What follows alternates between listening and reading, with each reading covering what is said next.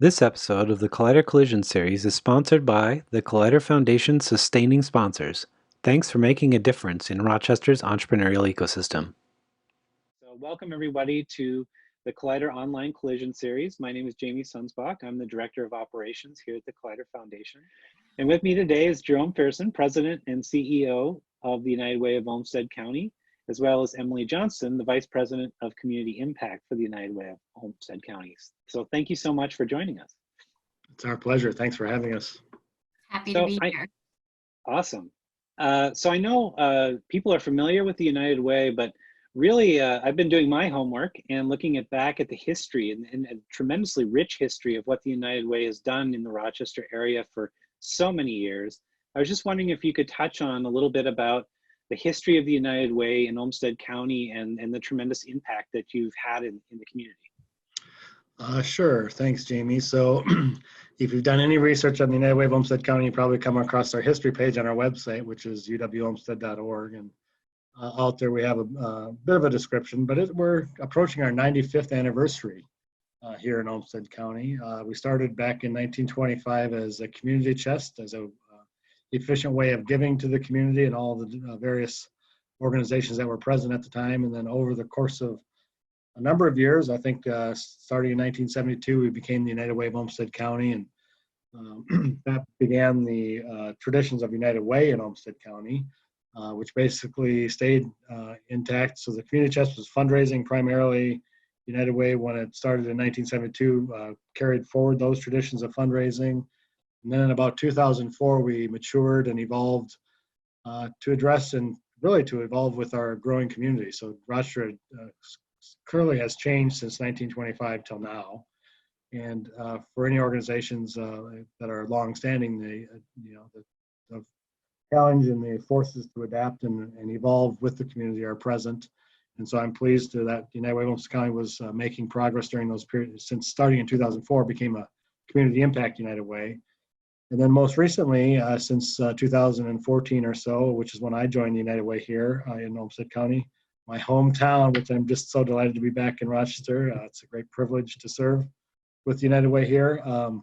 We started to evolve a bit further, so we can still consider ourselves to be a Community Impact United Way, which, as any organization, requires resources to pursue a mission. That can be a for-profit business or a non-profit business, but everything requires resources to pursue missions. So we still have fundraising at our core, but we apply that to achieve specific community changes and to help our community change and to improve in very specific ways. So rather than just being what would be considered historically a pass-through or a fundraising and then we pass the money through to other organizations, we're adding value to the chain of events every step of the way now. And Emily is deeply in the throes of that work. That's her primary responsibility, and as is Grace Pesh, who you mentioned earlier. She's our front person on a number of programs, so she does wonderful work in that regard. But United Way of Olmsted County today is vastly different than what it was in 1925, and even vastly different than it was in 1972, and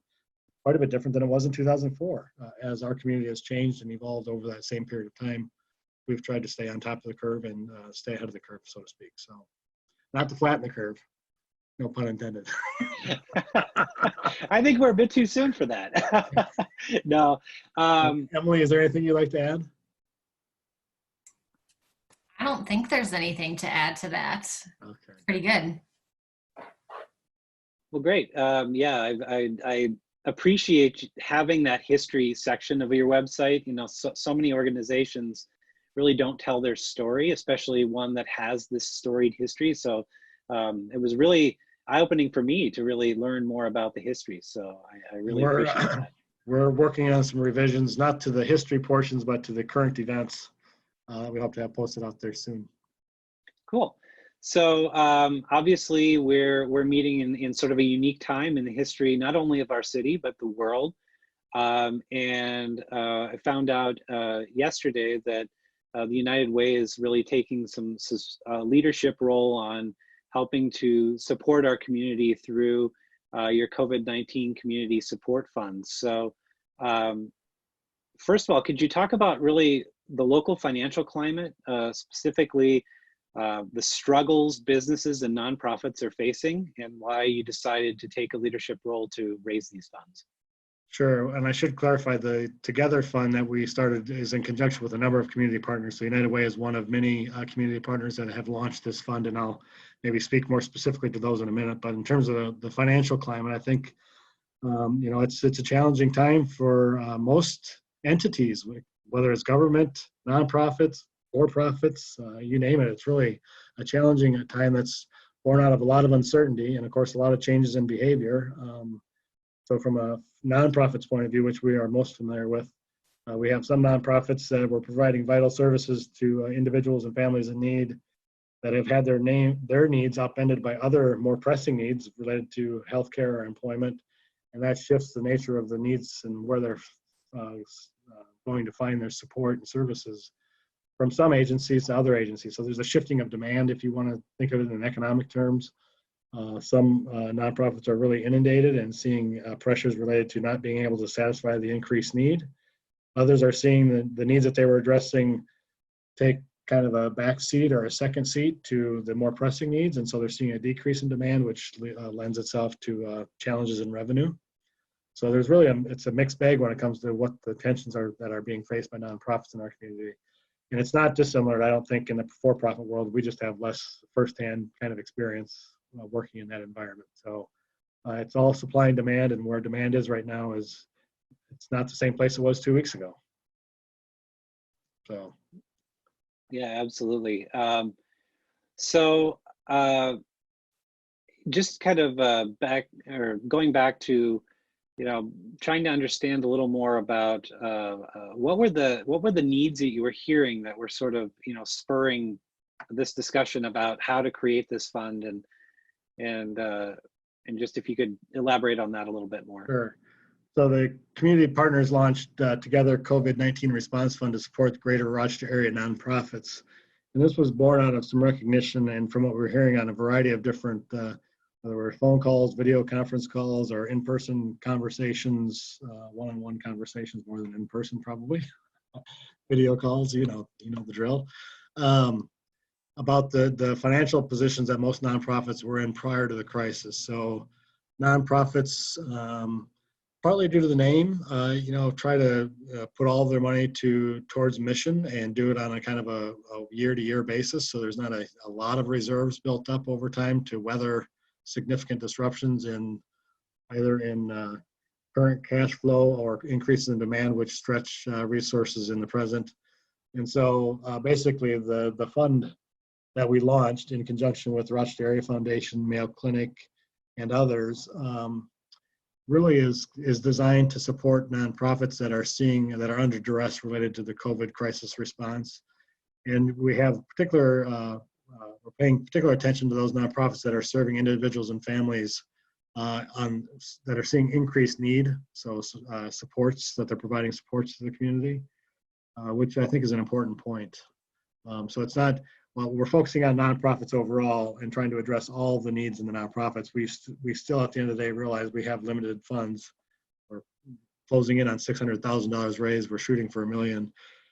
That really does pale in the comparison of the overall needs in the community. So we need to be somewhat strategic in how we deploy and make sure that we're addressing the first order problems first, and then move on to the next ones as we either find time and resources to do so. We're also thankful and appreciative of what's developing on the state front in terms of support, and what's happening, of course, at the federal level with some of the different relief packages that the Congress has passed. So in concert, we think there's a variety of movements that will enable critical nonprofit support to continue in our community for the foreseeable future, which is important to our community's response. Yeah, and it's been a confusing time for for-profits and nonprofits. Just it seems like every day there's something else that pops up, whether it's at the state level, the federal level, or the local level. So I thank you for doing this, and it is very confusing, and we're taking calls from people every day saying, well, now this is true, this wasn't true yesterday, and it's been a very confusing time. Yeah, you would be, we could probably all have a full-time sense maker on our staffs and we still wouldn't make sense of it all. It is. There's So, a lot of moving pieces. yeah, absolutely. So in terms of, um, are there any limits on this fund for people who apply for nonprofits, how the money can be used? Because I know coming from a nonprofit background, when we're trying to raise money, there's every grant is different. Every time we ask for money, it's a little bit different rules. So just to kind of help some of our nonprofits in our community maybe understand a little more about what this money can be used for would be, I think, helpful to them. Sure. So we are still in the process of raising money for the fund. And the idea that this fund, we've raised over $550,000 from key community partners. This would be Mayo Clinic, Rochester Area Foundation, United Way, Think Bank, IBM, PepsiCo, Sand and Gravel, Lasker Jewelers. I'm probably missing one in there without a list in front of me. And the way that we designed it was for individual organizations that are contributing $25,000 or more, they'll help to make up a distribution committee that will evaluate applications as they come in from area nonprofits. Some of this is still being fleshed out, Jamie, in terms of the actual parameters, because we had to get the funds established and get some money flowing. Now we're into the real throes of designing the nitty-gritty details. So bear with me on some of these are still sketchy, but the idea at the outset is that we make this really light and to reduce the burden on applying for support from the fund. So the grant application is going to be really streamlined in terms of the questions it's asking and the information that it needs for the distribution committee to assess the various applications. So that's the kind of the first step. Once the applications are received, the fund distribution committee is going to be meeting on a fairly regular basis. I think we've established now, Emily, is it once every other week? Yeah, I think the plan from April through June is to meet and review applications every 2 weeks. And then probably starting in July monthly after that, so that we can continue to monitor how the situation changes and review applications as long as there's money and as long as there's need through the rest of 2020. And Jamie, one of the first orders of business for the partners to discuss and to resolve is there a maximum amount that can be received through the fund? We do think there will be a maximum amount set. We're just not quite sure at what level yet. So there'll be some more communications following on the next couple of days to nonprofits in the area that would provide some direction in that regard. Sounds good. I know this is a very quick process. I've been really impressed with the speed at which you've been able to raise the money, and without going into too many details, what's this like to raise this much money to really move this forward? How much time are you on the phone? How much time are you, just to kind of give us a peek of how much effort this takes, because I'm sure it's a monumental task. Well, it's monumental, and it's also fairly inspiring. So when you're working in a community where there's a deep philanthropic spirit, where organizations realize that they have a role to play in the ongoing health of our community, even through the crisis, it makes making phone calls and the response, it makes it less of a burden, so to speak. So it's not as monumental. And that environment, I just can't underscore that enough. I mean, it's really, really inspiring when you work in a community as close-knit and as supportive as that we have here in Rochester. That said, we also are blessed with a very talented team. And so the number of calls and the asks being made of organizations were spread across a number of individuals, so it reduced the task on any one. Which is also helpful during a period of time like this. So that was a blessing. So, we started in earnest probably about 10 days ago, coming together with the Rochester Area Foundation and Mayo Clinic and United Way to discuss the idea of having a united or unified community response fund versus each one of us trying to do our own thing and doing okay with it, but probably not as powerful as we could do it together. So we hammered out an agreement probably 10 days ago to approach the response fund in a unified fashion, and then went quick to work contacting key organizations. And, again, here we are on March 30th, I guess yesterday, we announced released the fund to the public at large, and we're continuing to secure donations to the fund. The thermometer's ticking up every day. And we encourage your listeners to find us. You can find us at uwolmsted.org, and you can find a link there to give, or the Rochester Area Foundation also has information on their website related to the fund. And so either way, either organization, it's highly appropriate. And there's no wrong way to donate. But the process really, I mean, when you got your sights set on helping individuals and families in need, and you're meeting a welcoming community in terms of philanthropic spirit, it really is not a burden. It's not as monumental as what it looks like from the outside in, if that makes sense. Yeah, absolutely. But I still, hats off to you and your team. I think this has been a huge thing for our community, and really thank you for this. I really do appreciate it. So I know the United Way, there's so much more than of course, than just this. Collider participated in, I'm trying to remember what the Running Start program, I believe is what it's called. We did that last year, and that was a fantastic thing. What are some other things the United Way does in our community? And just to give people an idea of potentially beyond this, how they can help. How much time we have? About 5 minutes. Emily, this is your wheelhouse. Take it away. So there are a couple of things that I'd highlight for listeners right now who are wondering about what United Way is doing to help community members who are facing this crisis, things that are available all the time, but are particularly pertinent now. One is our statewide 211 information and referral system. And this is an interconnected system of local information and referral services that's the most comprehensive and up-to-date database of local health and human services resources here in Olmsted County. And back in the day, your younger listeners may not know, but you used to dial 411 for directory assistance, and 211 is like information and referral for health and human services, the way 411 was directory assistance. So you dial 211, or from some of our cell phone carriers, there's an 800 number, which is, look at it right now, 1-800-543-7709.